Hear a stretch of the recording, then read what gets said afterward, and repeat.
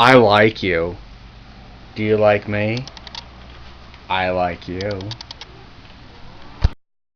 I am excited today. I'm going grocery shopping today, like in a half an hour, and I will be filling this baby up. So, yeah, I got a visit at like 11:50 at night by the powers that be, asking me about my video where I set a time, date, and place to confront Joseph. Now, I'm going to say right out that it isn't necessarily Joseph who called them. Because he has a couple of like supporters and people who like him, because of his connection with Brett Keane. So they could have called the police on me about it, but pretty much the police were like, "Oh, you can't you can't do that." Pretty much it was their, they didn't have any exact thing, because I never said anything about how I was like gonna do anything physical to him or anything. All right, pretty much his whole thing is that nobody has the guts, allegedly, to say what we say to him online to his face. And he's supposedly coming up here, and people figured out when the period of time that he's supposed to be up here. So I just said, show up here at this time, and I'll say shit right to your face. But yeah, he hasn't acknowledged, he hasn't said whether or not he's going to be there or not. But I'm still going to be there. I flat out told the cops, I was like, I never said anything threatening. And in fact, the only one who's threatened me is him. He hasn't threatened me with physical violence, but he's threatened to cause drama, which is still a threat. But the police said it's not an actionable threat. I mean, it's not illegal for him to go around, to come up here and talk shit about me to people. It's not, so as long as it's not things that can be proven, as long as he's stating his opinion, he can talk shit about me all he wants. But he can't present things to be facts without evidence of it being facts. And the evidence of it being facts can be, really, you don't really need like solid evidence of something being true for you to claim that it to be true. It's hard to explain. But I mean, now the police said that he's well within his right to come up here and talk shit about me and all kinds of other stuff, and that there was nothing I could do about it to prevent him from doing it. But after he does it, there's stuff I can do. Like, after he goes around, if he goes around and talks shit about me to people and stuff like that, I can get these people to write statements about what he said to them, and then use that to get a thing saying that he's harassing me. But which is stupid, because it's like I have to wait for a crime to be committed against me, which would be, in this case, it would be harassment, for me to then do anything about it. Which makes sense. Like, I wouldn't want to live in a world where like there were like pre-crime laws or thought crime laws or anything like that, because then Joseph could just because then those types of rules could be used against the very be used against me, So, yeah. Oh, anyways, speaking of internet drama people, I came up with something funny. One of my neighbors gave me some of this green tea, red antioxidant stuff because, I sometimes, don't dress appropriately to the weather because I get all up inside my head and stuff. So he gave me this tea stuff for like when I get sick. This is supposed to help you, get unsick quicker. But it says tea, so I was thinking like manatee tea, or manatee iced tea. So I tweeted that at Super Whitey or whatever, like manatee brand iced tea, and then he responded with like, I was actually thinking of manatee French vanilla, manatee brand French vanilla, and I was like, that would be so funny. You could draw him holding a little coffee cup with a little French beret on it, which, okay, this is kind of weird, but like, I'm actually kind of mad that they have turned Brett Keane into a manatee, not because like it's making fun of him or anything or making light of him, but baby manatees are actually really fucking cute, and Brett is far from fucking cute, so like, it's like, baby manatees are like the cutest little creatures, and to have them associated with Brett, no, but whatever. So I'm gonna be like, people are gonna be like 85 fucking years old, and they're gonna hear individual situation or hear about a manatee or see a manatee, and they're gonna think of Brett Keane. That is funny. That is funny to think of. So there was this story on Tomo News about how China had to publicly deny that they were sending human meat out of the country, like saying that it was roast beef because of some troll on the internet on Facebook claiming that China was doing that. And so, like, what this troll was saying is that China didn't have enough room to dispose of dead people, so they were chopping them up and selling the meat to Africa and shit like this. And I got thinking, I was like, why do we put such high regard in,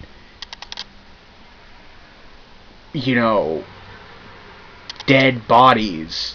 It's like, once somebody is fucking dead, why does what happens to their body matter so much? Like, I've had people in my life die, and they're just gone. So, but I've never actually considered how I would feel about, them being consumed by someone. It seems a little weird to us because we've grown up in a society where doing something like that is inconceivable. But I imagine that if it was a social norm, like, always, that maybe, I don't know, like, the idea of, like, I don't know, it's just, it's weird. Like, in the context of the world we know it now, it seems like it's wrong. or like it could be wrong, but it's a source of food. Now, when cows eat cows, they have a tendency of getting mad cow disease, right? So if a human eats human meat, does it cause something similar to that? I don't know. Anyways, bye. Alright, so I did some research in this. There's this thing called Kuru. K-U-R-U. K-U-R-U. And it's pretty much like mad cow disease, but human. Apparently, if a human being eats another human being, it will cause this. So I was right about that. So yeah. So cannibalism would cause, this Kuru thing, which they said can cause loss of motor control and mental issues and all kinds of other stuff. So pretty much it would make you insane. So yeah. So I guess, yeah. That's kind of weird though. But it was an interesting brain exercise. I imagine that if you didn't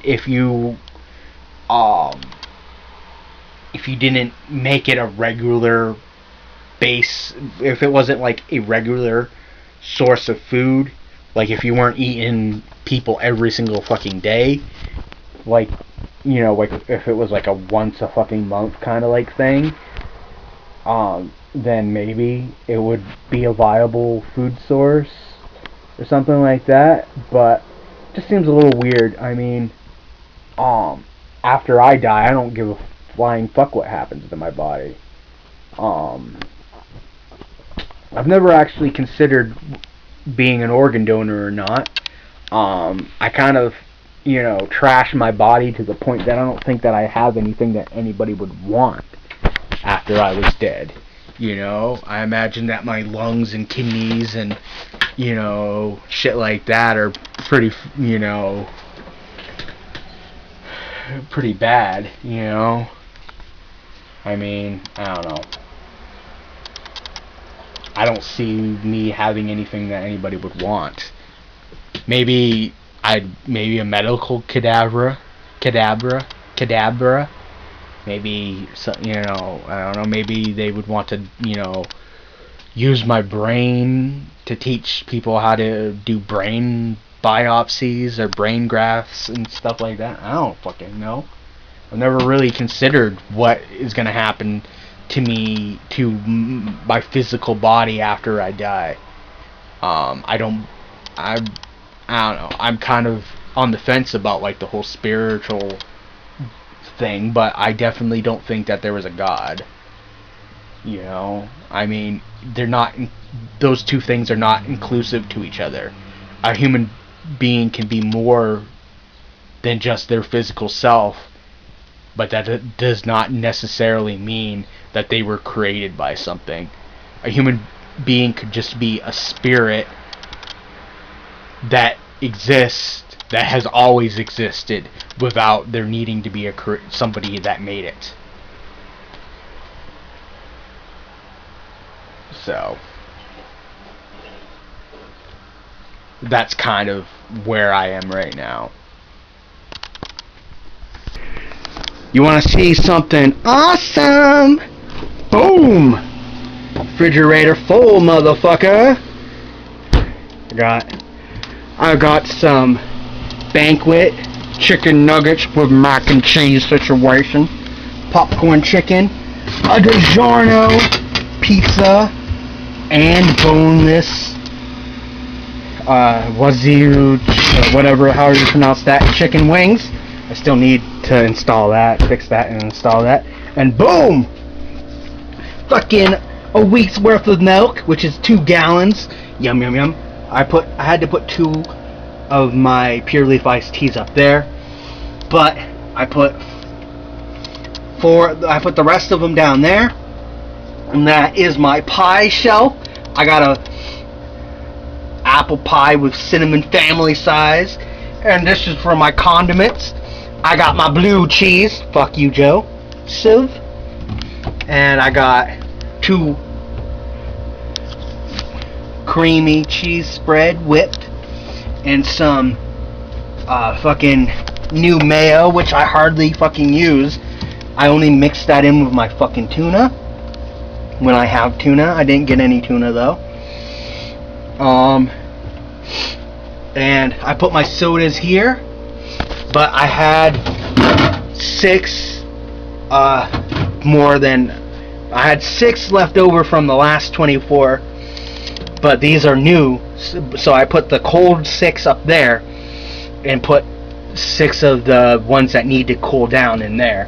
I mean, you know, I didn't buy any pita bread or anything like that, but if I do, that will probably go in here. And then I have a whole friggin' shelf situation, and I'm gonna buy butters and stuff and put that in there and stuff like that. Anyways, gotta go. Oh, Pop-Tarts. 48 Pop-Tarts. Strawberry, cinnamon, frosted, brown sugar, cinnamon. Yum, yum, yum, yum, yum, yum, yum, yum, yum, yum. So, I've come to the conclusion that Joseph Martelli is going to do exactly to me what he did to the drunken peasants. He's going to come to my town. He's going to walk around town, ask people if they know me, probably talk shit about me to a whole bunch of people, and then walk past my house a couple of times. So, there you go. So, yeah. Joseph's like, my itinerary of where I'll be is none of your fucking business. Kind of like shit. I don't remember exactly what he said, but this is my fucking town. So, pretty much, if he ambushes me, I take that as a threat to my personal safety. And I might just have to act accordingly. So, bye. Guys, it's Rob. So, I just uploaded a video that I asked 21st Century Man to mirror. And, it's up. And this is going to be part of the video that I shot most of it yesterday. But I had an unexpected visitor just show up unannounced. Somebody positive, not anybody negative. I'm having him stand in the shadowless corner of the room. He's not going to say anything because it would give away who it is. But he is a lot taller than I expected him to be. You know, in person, and he is going to be here for a month. He was just tired of seeing and hearing what was going on, but I still need the help of the internet to keep an eye on shit, because who knows, because he can't stay here. He has a hotel room, you know, so who knows what's going on, and depending on what Joseph does, he might not even be around during that time, you know. I mean, he said that the day that I plan to go to Water Street Park, he'll be there, kind of the unseen, unheard kind of watcher and overseer. But if Joseph sees him, he'll definitely recognize him.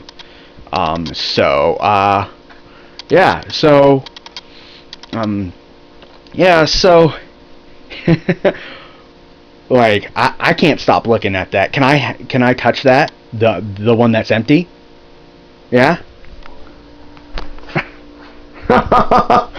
Fucking cool. That's cool. What is that made out of? Like tin or something? That's neat. That's neat. What does it say on it?